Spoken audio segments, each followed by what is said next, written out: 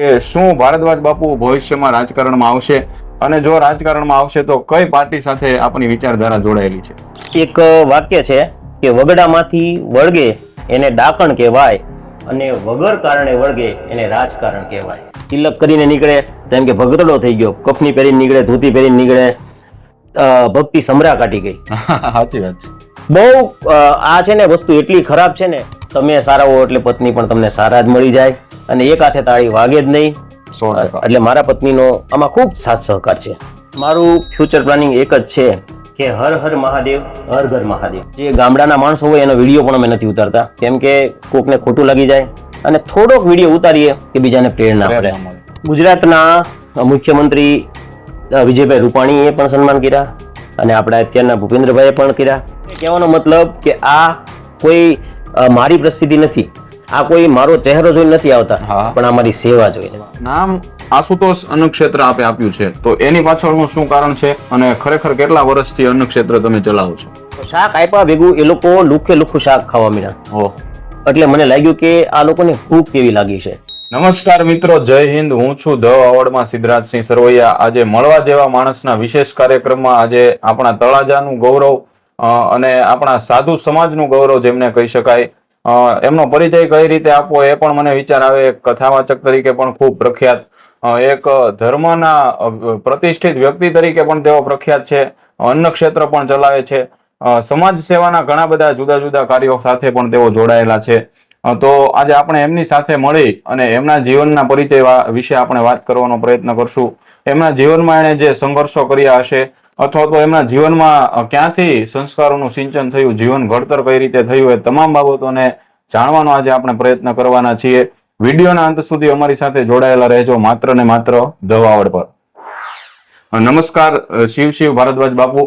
આજના કાર્યક્રમમાં ખાસ તો ધ વાવડના પ્લેટફોર્મમાં આપનું અમે હાર્દિક સ્વાગત કરીએ છીએ. જ્યારે આપણે સંવાદ તરફ જઈ રહ્યા છીએ ત્યારે મારો સૌપ્રથમ પ્રશ્ન એ રહે છે કે ભારદ્વાજ બાપુ અત્યારે જે કાંઈ છે એમનું બાળપણ કેવું રહ્યું એ જાણવાની પણ લોકોને ઈચ્છા હશે. તો તમારો જન્મ ક્યાં થયો, કયા પરિવારમાં થયો અને પરિવારનું શું બેકગ્રાઉન્ડ હતું તે વિશે વાત કરશો. શિવ મારો જન્મ તળાજામાં ગિરિવર બાપુને ત્યાં થયો. અમે એક સામાન્ય શિવ મંદિરના પૂજારી તરીકે અમારી શરૂઆત થઈ.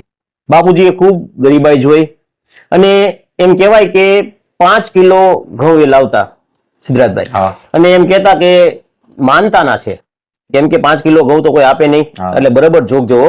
અને પછી એ ઘઉં ખાઈને એ જીવન કાઢતા. પણ એને નક્કી કર્યું હતું કે મારે મહાદેવ પાસે માગવું, માણસો પાસે નહીં. અને ખૂબ સંઘર્ષ કર્યો અને દેશ વિદેશમાં એમણે કથા કરી અને અમને 5 ભાઈ બહેનને ખૂબ ભણાવ્યા. અને સિદ્ધાર્થભાઈ એ વખતે એના જે નજીકના હોય એ બધા એમ કહેતા કે અમારો છોકરો જો મેડિકલે લાગી ગયો 300 રૂપિયા એ વખતે આપતા, એટલે અત્યારના 3000 થાય. તમારા 5 છોકરા છે તો ના આપી દો તો 1500 રૂપિયા ઘરમાં આવતા થાય. પણ મારા પિતાજીએ પેટ ઉપર પાટા બાંધીને અમને 5 ક્લાસ 1 ક્લાસ 2 અધિકારી બનાવ્યા અને આજે ભગવાનની દયાથી ખૂબ સારી પોસ્ટ ઉપર અમે 5 છીએ. બીજું ભારદ્વાજ બાપુ એ પણ જાણવાનો પ્રયત્ન કરવો છે કે આપના જે પિતાશ્રી હતા, આપને તો લગભગ તમામ લોકો જાણે છે, પરંતુ આપના પિતાજી જે હતા એમનું કાર્ય જે હતું એ સમયના લોકોને કદાચ ખબર હશે. તમારી અંદર જે અત્યારે કળા છે, જે લોકોને તમે માહિતગાર કરો છો, ધર્મ સાથે જોડવાનું કામ કરો છો, સેવા સાથે જોડવાનું કામ કરો છો, તમારા પિતાજી એ સમયમાં પણ વગર સોશિયલ મીડિયાના યુગમાં પણ એ તમામ કાર્યો કરી ચૂક્યા છે અને સફળતાપૂર્વક કરી ચૂક્યા છે. તો તમારા પિતાજીના વિશે થોડી માહિતી આપીને આપણા દર્શકોને એની યાદી કરાવજો. જી, મારા પિતાજીનું નામ ગિરિવર બાપુ છે. શિવના દાસ કદી ના ઉદાસ એમનું સૂત્ર છે. અને પૂજ્ય મોરારી બાપુથી લઈને રમેશભાઈ ઓઝાથી લઈને બધા જ એમને ખૂબ પ્રેમ કરતા. અને મારા પિતાજી એક શેર વારા ઘડીએ બોલતા કે મંજિલ તો મિલ ही जाएगी, भटक कर ही सही, गुमराह तो वो है जो घर से निकलते ही नहीं. એટલે કે તમે કોઈ પણ રસ્તો લેશો તો તકલીફ તો બહુ થશે, પણ તમારે સૌ પહેલા નક્કી કરવું જોઈએ કે મારે આ રસ્તામાં શ્રેષ્ઠ થવું. અને મારા પિતાજીએ નક્કી કર્યું હતું કે મારે કથામાં શ્રેષ્ઠ થવું. એટલે ખૂબ મહેનત કરી અને ઘરની બહાર પગ મૂકતા એટલે મૌન. હમણે જે દેવ થયા છેલ્લા 5 વર્ષ પહેલા 40 વર્ષ સુધી, એટલે કે છેલ્લા શ્વાસ સુધી એ મૌન રહ્યા. કથામાં બોલતા અને જ્યાં જરૂર હોય ત્યાં બોલતા, પણ જેવું ઘર બહાર પગ એટલે મૌન. બરોબર. અને એને ખૂબ સંઘર્ષ કર્યો અને અમને એક જ વસ્તુ શીખવાડી કે ભજન કરો અને ભોજન કરાવો. બરોબર. પણ સિદ્ધરાજભાઈ, આપણી અત્યારે તકલીફ કેવી છે ખબર? બાપુ અમારી 100 માળા કરી નાખજો ને. હા. ભજન કોક પાસે કરાવે છે હા. અને ભોજન તો પોતે હોટલમાં જઈને કે ઘરે સારું સારું જમે છે. હા. પણ મારા પિતાજીનું સૂત્ર હતું કે ભજન પોતે કરો, ભલે એક જ માળા કરો હા. પણ દિલથી કરો. હા. એવું જરૂરી નથી કે તમે લાખ જપ કરાવી નાખો તો તમારું સારું થઈ જશે. એક જ માળા તમે કરો પણ દિલથી કરો. એટલે કે ભજન આપણે કરવાનું છે અને ભોજન કરાવો. વાહ. બીજાને તો જ ઈશ્વર રાજી થશે. અને એક એ અમને બહુ અવારનવાર અમને કીધું છે. એને આવા તો અનેક એના જીવન મંત્ર છે, પણ અમુક જ તમને કહીશ કે એને એમ કીધું છે કે એક કોકની વાહ હા. સિદ્ધરાજસિંહ હા. અને એક કોકની આ. હા. એક કોકની વાહ મળી જાય ને તો તમે 7 આસમાન પાર થઈ જાઓ. હા. અને એક કોકની આહ મળી જાય ને તો રાજામાંથી રંક થઈ જાઓ. રંક બનાવી દે. એટલે અમને એવી રીતના બધું શીખવાડ્યું છે અને અમે એ જ રસ્તા ઉપર ચાલ્યા છીએ. એટલે આજે ભગવાનની ખૂબ દયા છે અને ખૂબ સારા કામ કરીએ છીએ. બીજું બાપુ એ પણ જાણવાનો પ્રયત્ન કરવો છે કે એક સાધુ પરિવારમાં આપણો જન્મ થાય એટલે કથાવાચક તરીકેના ગુણો, જે એના સંસ્કારો હોય, જે એમનું જ્ઞાન હોય, એ તો સ્વાભાવિક બ્લડના ગુણમાં હોય જ. પરંતુ આપણે એક સાધુ અને બ્રાહ્મણની જ્યારે વ્યાખ્યા કરે ત્યારે આપણે કહેવાતા જે ધર્મના વિરોધી લોકો છે, વામપંથી લોકો છે, એમના મનમાં એક નેગેટિવ નેરેટિવ બનાવવામાં આવ્યો છે કે સાધુ બ્રાહ્મણ કથાવાચકો એટલે પૈસા માટે દોડતો એક વર્ગ છે. પરંતુ આ નેરેટિવને તદ્દન તમે ખોટો પાડવાના માટે એક ઉત્તમ ઉદાહરણ પૂરું પાડ્યું છે કે લોકોને આપવું શું, લોકોને શું આપણે મદદ કરી શકીએ, લોકોનું જે આપણને દાન પ્રાપ્ત થાય છે એમાંથી આપણે હજારો લોકોનું કલ્યાણ કરી શકીએ. એ માર્ગ ઉપર કેમ ચાલવાની તમને પ્રેરણા મળી? સાથે એક પ્રશ્ન એ પણ જોડીશ કે જે અન્ન ક્ષેત્ર શરૂ કરવાનો વિચાર આવ્યો એ ક્યારથી આવ્યો? એ બંને વાતોનો જવાબ આપશો. જી, અમારે તમે કીધું એમ સાધુ બ્રાહ્મણને માગવાનો અમારો પૂરેપૂરો હક છે. અને અમારું મંદિર દરબારગઢમાં આવ્યું છે. એટલે ત્યાં પણ હજી બધા હયાત જ છે મારા પિતાજીના ઉંમરના.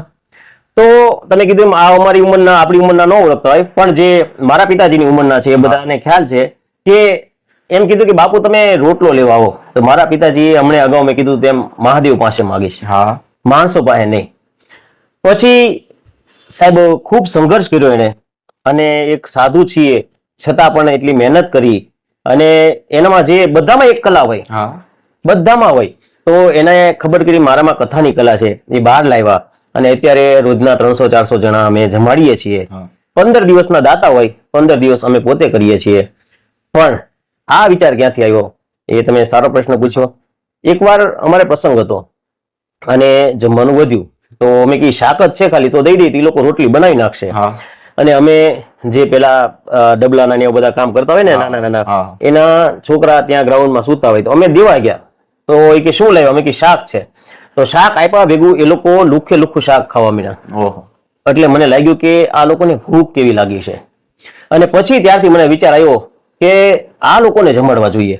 તમારા અને મારા દીકરાને આપણે 10 માંગીએ તો 100 રૂપિયા દઈએ છીએ. એક જણો એક હાસ્યની વાત કરી દઉં કે ડોક્ટર પાસે ગયો કે મને જમ્યા પછી ભૂખ નથી લાગતી અને સૂતા પછી ઊંઘ નથી આવતી. એટલે કહેવાનો મતલબ આપણા છોકરાને ભૂખ્યા જ નથી કોઈ, હવે એને આપણે જમાડવાનો પ્રયત્ન કરીએ તો એમાં આશીર્વાદ ન મળે. તમે કોકને એમ કહો કાલે 500 રૂપિયા મને આશીર્વાદ આપ, એમ આશીર્વાદ ન મળે. આશીર્વાદ તો અંદરથી નીકળે. મેં અગાઉ પણ કીધું તેમ એક કોકની વાહ અને એક કોકની આ. સાહેબ અમે જમાડવાના અમારા વિડીયો છે, હું તમને થોડાક આપીશ. બધા શરૂ વરસાદે પણ અમે જમવાનું દેવા જઈએ અને શરૂ વરસાદે પણ એ લોકો જમી લે છે. ભૂખ લાગી હોય ત્યારે ને સાહેબ, થાળી ભીની થઈ જાય, વરસાદ આવતો હોય છતાં પણ એ લોકો જમી લે છે. કેમ કે જેની પાસે જે વસ્તુ ન હોય ને એની કદર હોય. જેને ગાડી ન હોય ને સિદ્ધરાજસિંહ, એને ગાડીની કદર હોય. મારી પાસે બાઇક હોય તો, 4 વ્હીલ હોય ને 4 વ્હીલ ની કદર હોય. પણ જેની પાસે જમવાનું નથી ને એને જમવાનું હોય. મારે જમવાનું મળી જાય તો. જી સિદ્ધરાજ. તો જેમ આપણે તમે જણાવ્યું કે એક એવી ઘટના હોય છે એ વ્યક્તિને અસર કરી જતી હોય છે, હૃદયને અસર કરી જતી હોય છે અને ત્યાંથી જ એક નવો વિચાર ઉભો થતો હોય છે. મારે એક એ પણ જાણવું છે કે અન્ન ક્ષેત્ર ચાલુ કર્યું, લગભગ મેં જાણ્યું ત્યાં સુધી તમારા પિતાજી પણ અન્ન ક્ષેત્ર ચલાવતા, લગભગ 40-50 વર્ષથી અન્ન ક્ષેત્ર ચાલે છે. અત્યારે એક વટવૃક્ષ બન્યું છે તો એમનું નામ આશુતોષ અન્ન ક્ષેત્ર આપે આપ્યું છે. તો એની પાછળનું શું કારણ છે અને ખરેખર કેટલા વર્ષથી અન્ન ક્ષેત્ર તમે ચલાવો છો? જી, મારા પિતાજી છે ને સોશિયલ મીડિયાના માણસ નહોતા અને એ વખતે સોશિયલ મીડિયામાં એક ન્યૂઝપેપર હતા, પણ એને ન્યૂઝપેપરમાં કોઈ દિવસ અ કે બ એ નથી છપાયું. બરોબર. પણ હું પણ ન આપતો. પણ પછી મને તમારી જેવા મિત્રોએ બધાએ કીધું કે બાપુ આ આપો તો બીજાને ખબર પડે, જાણ થાય. એટલે પછી મેં નામ આપ્યું. પછી બહુ વિચાર્યું કે શું નામ આપવું. પછી આશુતોષ નામ એટલે રાખ્યું કે આશુતોષનો અર્થ થાય તુરંત ફળ દેનારું. વાહ. તરત. એટલે મેં એમ કીધું કે હે મહાદેવ, હે ભગવાન, કેમ કે મારે છે ને મારા પિતાજી એક સૂત્ર છે એનું કે બધા સાથે છે ને હોઠના સંબંધ રાખજો. વાહ. અને મહાદેવ ને માતાજી યારે હૈયાના સંબંધ રાખજો. વાહ. કેમ કે જયારે જરૂર પડશે ને ત્યારે હોઠવાળા બધા વ્યા જશે. હૈયાના સંબંધ જેની રહેશે ને મહાદેવ ને માતાજી એ આવશે. એટલે મેં કીધું નામ આશુતોષ જ રાખવું છે. અને આશુતોષ એટલે તરત જ મને ફળ આપ્યું. શરૂઆતમાં મારે ખૂબ મહેનત કરી, ખૂબ એક પણ દાતા નહીં. કેટલા વર્ષ સુધી મેં એકલાએ બધું કર્યું. લોકડાઉનમાં તો રોજના 5,000 જણા જમતા, પણ એક દાતા નહીં. પણ હું એકલા કરી રાખ્યો. અને તળાજાની તમામ હોસ્પિટલમાં, ત્યારે મહેન્દ્રસિંહ સરવૈયા આપણે આયુર્વેદિક હોસ્પિટલમાં ડોક્ટર હતા, 3 ટાઈમ ટિફિન દેવા જવાનું. સવારે નાસ્તો, બપોરે જમવાનું, સાંજે જમવાનું. અને તળાજાની તમામ હોસ્પિટલમાં. પણ ટૂંકમાં તમે કંઈક વાવશો ને તો ઉગશે 100%. એટલે કહેવાનો મતલબ કે અત્યારે ખાસ હું આ યુવાનોને કહું કે સચિન તેંડુલકરને પૂછ્યું કે તું જો ક્રિકેટર ન હોત તો શું બન? તો સિદ્ધાર્થભાઈ એને જવાબ આપ્યો, સાંભળજો. સચિન તેંડુલકરે કીધું કે હું સારામાં સારો એન્જિનિયર બન, સારામાં સારો ડોક્ટર બન. સાહેબ, જેને નક્કી કર્યું ને કે શ્રેષ્ઠ થવું એ કોઈ પણ ક્ષેત્રમાં શેઠ થાય ને થાય જ તે. વાહ. તો આપણા જે શબ્દ છે આશુતોષ અન્ન ક્ષેત્ર છે એ નામનો તમે મહિમા જણાવ્યો. સાથે સાથે હું એ પણ જાણવાનો પ્રયત્ન કરીશ કે આપ તળાજામાં જે શિવાલય સાથે આપનો પરિવાર અત્યારે જોડાયેલો છે એ શિવાલયનું નામ શું છે, ક્યાં આવેલું છે, અને એ શિવાલયનો શું ઇતિહાસ છે, શું મહિમા છે? તળાજામાં વર્ષો જૂનું, એટલે કે અમારી 7 પેઢીથી આ મંદિર સંભાળે છે. એનું નામ છે ભીડભંજન મહાદેવ. બીજે કાંઈ તો મને ખબર નહીં, પણ તળાજામાં તો એવું એક શિવાલય છે જ નહીં કે બંને સ્વયંભૂ શિવલિંગ, બંને જમીનમાંથી પ્રગટ થયેલી શિવલિંગ છે. અને ત્યાં જે માગે એ બધાને બધું મળી જાય છે. એટલે કે હાજરા હજુર છે. અને હું તો કોઈ પણ જગ્યાએ તમે શ્રદ્ધાથી જાઓ ને એટલે તમને મળી જાય. પછી ચાહે તમારા ગામનું શિવાલય હોય કે સોમનાથ હોય કે આ ભીડભંજન હોય કે કોઈ પણ હોય, અથવા માતાજીનું મંદિર હોય, તમે પાવાગઢમાં જે દોડી લઈને ચડતા હોય ને, સિદ્ધરાજભાઈ વચ્ચે એક વાત કહી દઉં, એને તમે પૂછો ને કે ભાઈ તું કેટલી વાર રોજનું ચડે? એ 2 વાર ચડું હું, ઓલો હું 3 વાર ચડું. પણ એને પૂછશો ને તારે કે નળિયાવાળા મકાન. કેમ કે એનું એક જ કામ છે કે કસ્ટમર મળ્યા કે નો મળ્યા, કસ્ટમર મળ્યા. એ એક ડગલે તે માતાજીનું નામ નથી લેતું. અને તમે ને હું કે માં હું પાવાગઢ આવીશ, મારું આ કામ કરી નાખજો, એક જ વાર ડુંગરો ચડીએ તો થઈ જાય. કેમ કે આપણે શ્રદ્ધાથી જઈએ. એટલે કોઈ પણ મંદિરે સાહેબ તમે શ્રદ્ધાથી જાઓ એટલે તમારું કામ થઈ જાય અને થઈ જ જાય છે. વાહ. તો આપે આપણા શિવાલયોનું મહિમા સાથે પણ આપનો તમારું જે જ્ઞાન હતું એ લોકોને આપ્યું. સાથે સાથે ભારદ્વાજ બાપુ, એક કથાકાર તરીકે મારે તમને એક પ્રશ્ન પૂછવાનો બને કે આપ કથાકાર તરીકે કથાના પણ ઘણા બધા પ્રકારો હોય છે. રામાયણ, રામચરિતમાનસ હોય છે, એ રીતે શિવપુરાણની પણ કથા વચાતી હોય છે, શ્રીમદ દેવી ભાગવતની પણ કથા વચાતી હોય છે. તો આપ આપના શ્રી મુખેથી કઈ કથાનું રસપાન ભાવિક ભક્તોને કરાવો છો, અને કેટલી કથાઓ આપ કરી ચૂક્યા છો, ક્યાં ક્યાં આપ કથાઓ કરી ચૂક્યા છો, એ વિષયમાં થોડું પ્રકાશ પાડજો. જી, કથા હું શિવકથા મારા પૂજ્ય પિતાજી કરતા એટલે શિવકથા કરું છું. અને ભાગવત કથા બધા બહુ કહે છે એટલે ભાગવત કથા પણ હવે હું શરૂ કરું છું. પણ કથાઓ તો મેં જેટલી કરીને એમાં પહેલી કથા મારી હરિદ્વાર થઈ. અને એક ભજનની કડી છે સિદ્ધરાજભાઈ કે જો ભી માંગા વહી દિયા. તમે સેવા કરો ને એટલે તમારે જે જોઈએ મળે. કોક એમ કે મારે બંગલો જોતો છે તો બંગલો મળી જાય, કોક કે મને ગાડીની ઈચ્છા, કોક કે મારે પુત્ર જોઈએ. જો ભી માંગા વહી દિયા. એમ એને ખબર છે કે આને કથાકારને શું જોઈએ, કે કથાકારને એની કથા કોક કરાવે, આ કરે તે કરે. એમાં મારે એક જ યજમાન એવા છે જે 40 કથા લાઈવના યજમાન, અને નામ એનું એક સદગૃહસ્થ. જેમાં 3 કથા થઈ, 3 મારી લાઈવ, અને એકમાં પણ એનું નામ નહીં. અત્યાર સુધી મેં 15 કથા લાઈવ કરાવી નાખી છે, અને નામ કાંઈ લખાવતા નથી, ભગવાન ભરોસે. એ કે બાવળિયા હેઠે કથા હોય ને તોય મારા તરફથી. એટલે કહેવાનો મતલબ કે આ કોઈ મારી પ્રસિદ્ધિ નથી, આ કોઈ મારો ચહેરો જોઈને નથી આવતા, પણ આ મારી સેવા જોઈને. સેવા કરશો એ કાંઈ જાશે નહીં, અને જાશે જ નહીં. એનો હું પોતે સાક્ષી છું, હું પોતે અનુભવ કરું છું. અને એક વાત કહી દઉં ખાસ તમને કે જરૂરી નથી કે આશુતોષ અન્ન ક્ષેત્રમાં જમણવાર આપવું, હા જરૂરી નથી કોઈ પાગલોની સંસ્થામાં આપવું, ગૌશાળામાં આપવું.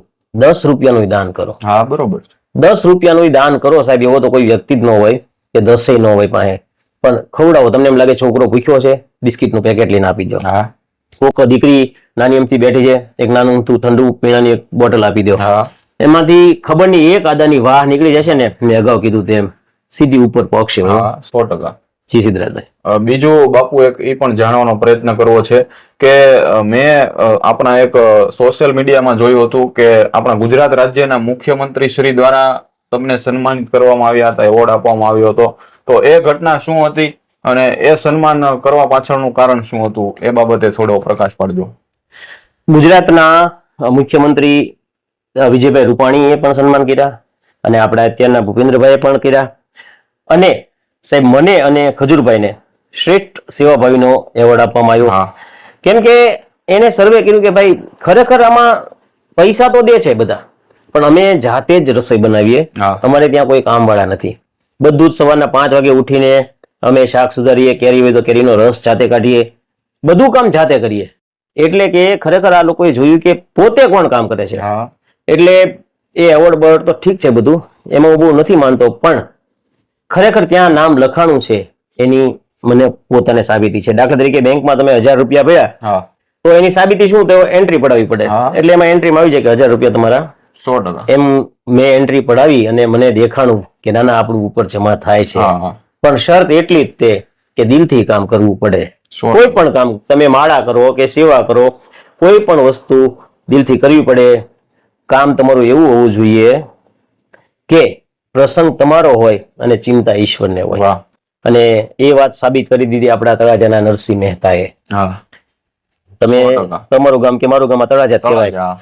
નરસિંહ મહેતા તળાજામાં જન્મા સાહેબ, એનો પ્રસંગ હતો અને ખુદ ભગવાનને આવું કહ્યું. આવું પડ્યું હતું. હા એટલે કામ એવું કરો તમારું કે તમારા ઘરે લગ્ન હોય કે સગાઈ હોય કે ગમે ઈ હોય, ચિંતા ભગવાનને હોય કે આનો પ્રસંગ મારે પતાવવો પડશે, એવું કામ કરો. 100%. જી સિદ્ધરાજ. તો જેમ ભારદ્વાજ બાપુએ અત્યારે નરસિંહ મહેતાને પણ યાદ કર્યા, આજથી લગભગ સદીઓ પહેલા એક એવું વ્યક્તિત્વ તળાજાને મળ્યું હતું કે જે સાધુ તરીકે, એક ભક્ત તરીકે સમગ્ર ભારતમાં અને સમગ્ર ગુજરાતમાં અત્યારે પ્રસિદ્ધ થયા છે.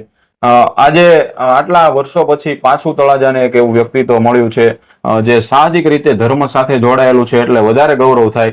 આમ તો ઘણા બધા લોકો સેવા કરતા હોય, પરંતુ ઘણા લોકોના મોટિવ જુદા જુદા હોય. કોઈ પોતાના સમાજ પૂરતી સેવા કરતા હોય, કોઈ પોતાના ધર્મ પૂરતી સેવા કરતા હોય, કોઈ રાજકીય ક્ષેત્રમાં આગળ વધવા માટે પણ સેવાના કાર્ય સાથે જોડાયેલા હોય. એ તમામને આપણે આવકારીએ છીએ, પરંતુ જ્યારે સેવાની સાથે ધર્મનો આપણી ઉપર ચિહ્ન લાગે ત્યારે એનું વિશેષ મૂલ્ય હોય છે. એક પ્રશ્ન ભારદ્વાજ બાપુ સાહજિક રીતે પૂછવાનો થાય કે આવા સારા માણસોની રાજકારણને પણ ખૂબ જરૂર છે. ખૂબ જ લોકો અત્યારે રાજકારણની ચર્ચાઓ કરતા હોય છે, સમગ્ર ભારતના રાજકારણની ચર્ચાઓ થતી હોય છે. ત્યારે એક સંત તરીકે તો પૂછવું જ, પણ એક સેવાભાવી વ્યક્તિ તરીકે આપણે પૂછવાનું થાય કે શું ભારદ્વાજ બાપુ ભવિષ્યમાં રાજકારણમાં આવશે, અને જો રાજકારણમાં આવશે તો કઈ પાર્ટી સાથે આપણી વિચારધારા જોડાયેલી છે? એક વાક્ય છે કે વગડામાંથી વળગે એને ડાકણ કહેવાય અને વગર કારણે વળગે એને રાજકારણ કહેવાય. એટલે આપણે વળગવાનું નથી ક્યારેય અને વળગશે પણ નહીં, કેમ કે કારણ વગર આ રાજકારણમાં આવવું નથી, ક્યારેય નથી આવવું. સેવા આમનામે થઈ શકે છે. હા, આપણે જરૂર હોય ત્યાં રાજકારણને કહી શકીએ કે ભાઈ આ કામ કરો, અને હું બધા જ પક્ષનાને કહું છું. અને મારે ભગવાનની દયાથી સિદ્ધાર્થભાઈ તમામ પાર્ટીના સેવકો છે, તમામ ભાજપ હોય, કોંગ્રેસ હોય કે આ ભાઈ, બધા સાથે હું વળી મળીને રહું છું ને એ બધા મારી સાથે રહે છે. પણ જ્યાં જરૂર હોય ત્યાં હું એને કહી દઉં છું કે આ ખોટું થાય છે, આ કામ કરજો. કેમ કે એક સંત છું ને એટલે રહી ન શકાય, એટલે સાચું તો મારે કહેવું જ પડે. અને એક નાની અમથી વાત વચ્ચે યાદ આવી ગઈ કે એક ડોશીમાએ એ ભગવાનને કાગળ લખ્યો. એના પતિ ગુજરી ગયા, દીકરા કઈ હતા નહીં, કે ભગવાન મારે 10,000ની જરૂર છે, તો મને 10,000 મોકલજો. અને પોસ્ટ ઓફિસમાં લખ્યું, અને પોસ્ટ વાળા બધા શોર્ટિંગ કરતા હતા, તળાજાન, ભાવનગર ને મહુવાન, સિહોર ને. તો કાગળ જોયું ભગવાન, વૈકુંઠ વાસ ને એવું બધું સરનામું લખ્યું. બધા ઘડીક તો હસવા મીના, પણ પછી વિચાર્યું કે ચાલો આપણે ભગવાને ફૂલ પગારમાં બધાને લઈ લીધા છે, 40-50,000 પગાર છે, તો બધા સાધુ સંતો કે 10,000 10% કાઢવા, પણ આપણે એવું ન કરીએ કાંઈ નહીં. 2,000 તો કાઢીએ. હા બરોબર. ગામડાની પોસ્ટ ઓફિસ હતી, 3,000 રૂપિયા, ત્રણે 2,000 કાઢ્યા એટલે 6,000 થયા. હા. પોસ્ટમેન મની ઓર્ડર લઈને ગયો, ડોશીમાને દીધું કે લ્યો ભગવાને તમારે એટલું મની ઓર્ડર મોકલ્યું. ડોશીમાં તો ખૂબ શ્રદ્ધાથી લખ્યું એટલે નવીન તો ન લાગ્યું, પણ નોટું એને ગણી ભાઈ, 12 નોટું થઈ. હા. 6 વાર ગણી, 12 જ થઈને પછી નોટું આવી રીતના મૂકીને પછી કીધું કે પોસ્ટ ઓફિસ જાશો તો કે હા, એક કાગળ લેતો જા. અને કાગળ લખ્યો, લખીને પછી પોસ્ટ વાળા કોઈ પણ માણસ અપેક્ષા થોડી હોય, તમે હું કે હું, કોઈ પણ, તો એને એમ થયું કે હાલો આપણે વખાણ કર્યા, કાગળ વાંચીએ. અને પછી હવે સિદ્ધરાજભાઈ સાંભળજો, એને કાગળ વાંચ્યો કે ભગવાન આપે પૈસા મોકલ્યા, અમને મળી ગયા, પણ 6,000 રૂપિયા મળ્યા, 4,000 રૂપિયા પોસ્ટ વાળા ખાઈ ગયા. 4,000 રૂપિયા પોસ્ટ વાળા ખાઈ ગયા. હસવાની સાથે એવી વાત છે કે આપણા ભાગમાં 6,000 નથી હોતા, પણ આપણે 4,000 નું જોઈએ છીએ. વાહ. આપણા ભાગમાં બાઇક નથી હોતી, અને આપણને બાઇક આવી હોય તો આપણે 4 વ્હીલ નું જોઈએ છીએ. આપણા બાઇકમાં 4 વ્હીલ હોય ને ભગવાન આપણને માતાજી ભગવાન 4 વ્હીલ દે તો આપણે ઊંચી 4 વ્હીલ નું જોઈએ છીએ. 100%. ભગવાને આપણને જે 6,000 દીધા એનો કોઈને સંતોષ નથી. 100%. પણ મને સંતોષ છે. હું રોજ ભગવાનને થેન્ક્સ કહું છું. વાહ. રોજ ઉઠીને થેન્ક્સ કહું છું કે હે ભગવાન, તમે મને બહુ આપ્યું, મારી હેસિયત કરતા વધારે આપ્યું. 100%. હજી આપજો, હજી માંગવું જ છે આપણે, પણ તમે મને ખૂબ આપ્યું એનો આભાર. વાહ. તો મારા બધા દર્શક મિત્રોને કહું કે તમે થેન્ક્સ કહેજો, તમે થેન્ક્સ કહેજો ભગવાનને, જે તમને આપ્યું હોય હજી માંગવું પણ એકવાર થેન્ક્સ કહેજો. 100%. જી સિદ્ધરાજભાઈ. જે ભારદ્વાજ બાપુએ દ્રષ્ટાંત દ્વારા સમજાવવાનો પ્રયત્ન કર્યો, એક ઉત્તમ દ્રષ્ટાંત કહી શકાય કે ભગવાન તો હંમેશા આપણી મદદ કરતા હોય છે. જ્યારે આપણે સત્કર્મ કરીએ, સારી દિશામાં આગળ વધવું હોય ત્યારે ઈશ્વરીય શક્તિઓ આપણી સાથે લાગતી જ હોય, પરંતુ સંતોષ નામનું જે તત્વ છે, ભગવાનનો આભાર વ્યક્ત કરવાની જે ભાવના છે, એ આવા કોઈ સંત તત્વો અથવા તો કોઈ સાધુ તત્વો જ આપણને સમજાવી શકે. ખૂબ સારું ઉદાહરણ આપી આપે સમજાવ્યું. ભારદ્વાજ બાપુ, આપણે સંવાદના અંત તરફ જઈ રહ્યા છીએ ત્યારે એક પ્રશ્ન એ પણ પૂછવાનો, હમણાં જ ગુરુ પૂર્ણિમા ગઈ છે, ત્યારે ભારદ્વાજ બાપુ પોતાના ગુરુ તરીકે કોઈ પાત્રને માને છે કે કેમ? જી, સૌ પહેલા તો મારા ગુરુ મારા પૂજ્ય પિતાજી છે, અને મારા પિતાજીના ગુરુ એટલે કે હિમાલય નિવાસી અભિરામ બાબા. બરોબર. અને અમને નથી ખબર એ કવડા છે. અમે જ્યારથી અવડા હતા ને 4-5 વર્ષના, ત્યારના એને ધોળી દાઢી છે અને હિમાલયમાં એ ભક્તિ કરે છે. પહેલા તો ક્યારેક ક્યારેક ગુજરાતમાં આવતા, પણ હવે તો એ નથી આવતા. પણ હજારો લોકો બેઠા હોય, અને એમ કહેવાય છે કે નરેન્દ્ર મોદી આપણા જે વડાપ્રધાન છે એમના ગુરુ પણ અભિરામ બાબા છે. યુટ્યુબમાં સર્ચ કરજો એટલે આવી જશે કે મોદીજીના ગુરુ કોણ. તો મારા પૂજ્ય પિતાજીના ગુરુ પણ ટૂંકમાં ગમે એટલા બેઠા હોય તો તરત એમ કે ભારદ્વાજ, બંદના, હરદ્વાર નામથી બોલાવે. અને સાહેબ છે ને એક વસ્તુ તો છે જ કે અધૂરો ઘડો હોય ને એ બહુ છલકાય. તમે કોઈ પણ ઘડો છે ને નળ એટલે ભરવા મૂકો ને તો એનો પહેલા અલગ અવાજ હશે, પછી વચ્ચે આવશે એટલે ઓછો થશે, પછી સાવ ભરાઈ જશે એટલે અવાજ બદલી જાય છે અને બંધ થઈ જાય છે. પછી એને 10 કલાક સુધી નળ શરૂ રાખશો ને એક જ અવાજ આવશે. એમ અમુક માણસ છે ને હજી નવા પૈસા થયા હોય ને એનો અવાજ બહુ હોય. 100%. પછી અમારામાં હોય કે પછી સામાન્ય લોકોમાં હોય, સાધુ સંતોમાં હોય કે સંસારિકમાં હોય કે બધામાં, પણ જે ખરેખર સત્ય પ્રેમ કરુણાથી થયા હોય, જેને નીતિના પૈસા હોય, એનો અવાજ ફરે નહીં કાંઈ. 100%. એની પાસે કરોડોપતિ સેવકો છે, પણ એકવાર પરિચયમાં નાનો માણસ આવી જાય ને તો એને બોલાવે. વાહ. કે ભરદ્વાજ આવો. એટલે આમ તો મારા ગુરુ મારા પિતાજી પણ છે અને હિમાલય નિવાસી અભિરામ બાબા પણ છે. બરોબર. જી. આગળ એક પ્રશ્ન એ પણ પૂછવાનો થાય બાપુ કે ભારદ્વાજ બાપુને આખું તળાજા ભારદ્વાજ બાપુ તરીકે ઓળખે છે, પરંતુ આપનું સાચું નામ શું છે એ પણ આપણા તળાજા વાસીઓને જાણવાની ખૂબ ઈચ્છા હશે. જી, મને ઘણા, મારે અત્યારે ભગવાનની દયાથી બધા જ ભાષાના અને બધા જ દેશના સેવકો છે. તો મને ઘણા એમ કે તમે જે પ્રશ્ન પૂછ્યો ને કે બાપુ તમારી અટક છે ભારદ્વાજ, તો તમારું નામ શું? પણ ખરેખર મારી અટક ગોસ્વામી છે અને મારું નામ જ ભારદ્વાજ ગીરી છે. બરોબર. અમારામાં ગીરી લાગે, નામ મારું ભારદ્વાજ છે. તમારે કેમ સિંહ લાગે, એમ મારું નામ ભારદ્વાજ ગીરી, મારી અટક ગોસ્વામી છે. મારા પિતાજીનું નામ ગિરિવર બાપુ છે. એટલે કહેવાનો મતલબ કે ભારદ્વાજ ગોત્ર પણ આવે, ભારદ્વાજ અટક પણ આવે છે અને ભારદ્વાજ નામ પણ છે. બરોબર.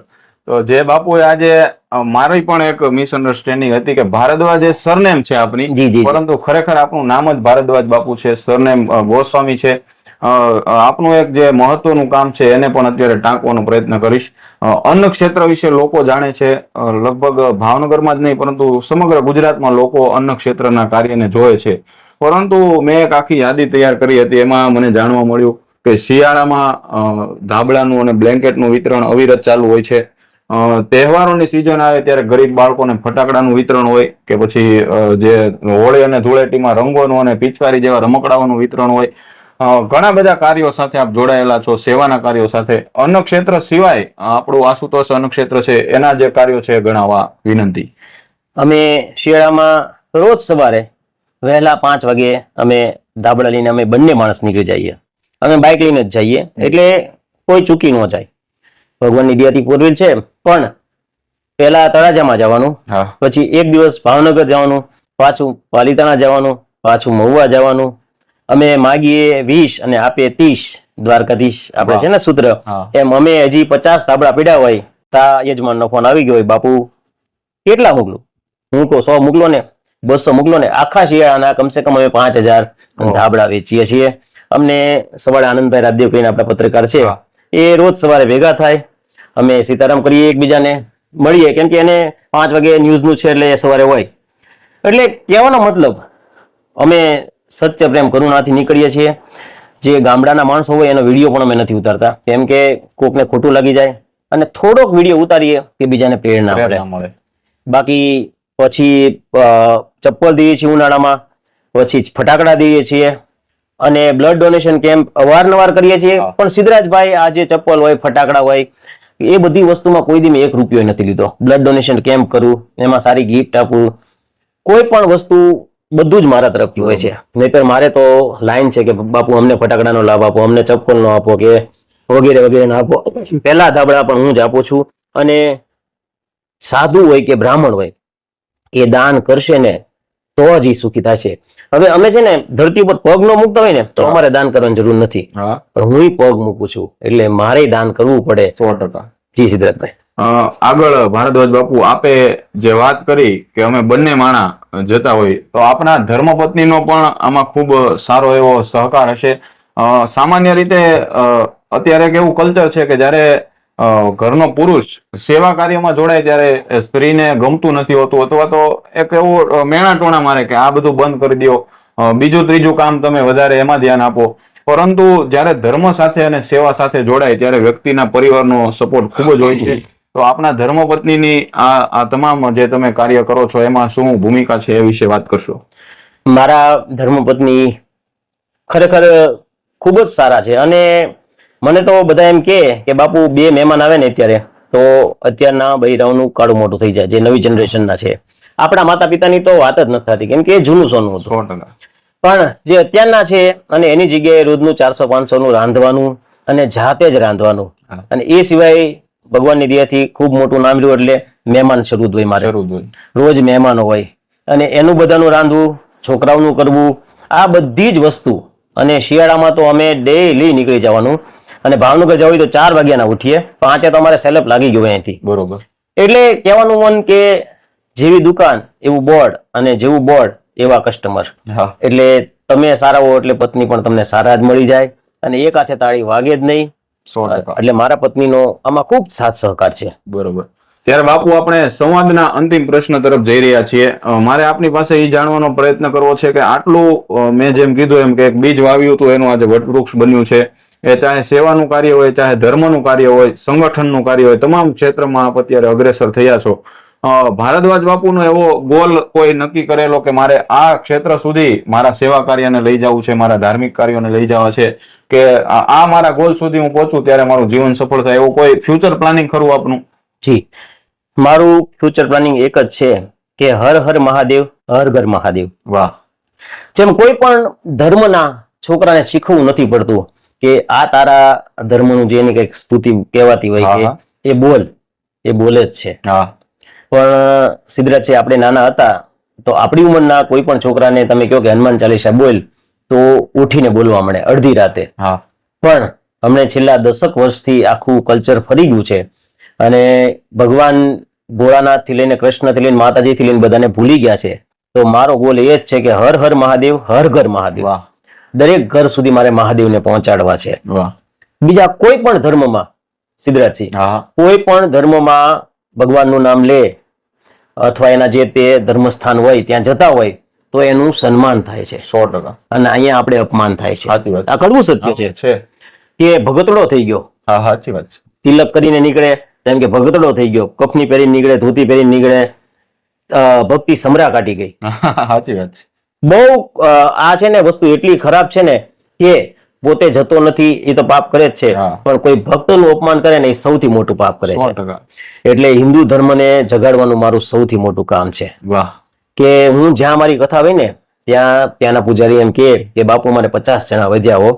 બસ 50 વધતા વધતા મારો ગોલ એ જ છે કે દરેક લોકો મંદિર જવા જોઈએ, 100%. દરેક લોકોના ઘરમાં શિવ શિવ, જય માતાજી, જય શ્રી કૃષ્ણ બધું જ થવું જોઈએ. વાહ. આ મારો એક ભવિષ્યનો ગોલ છે. વાહ.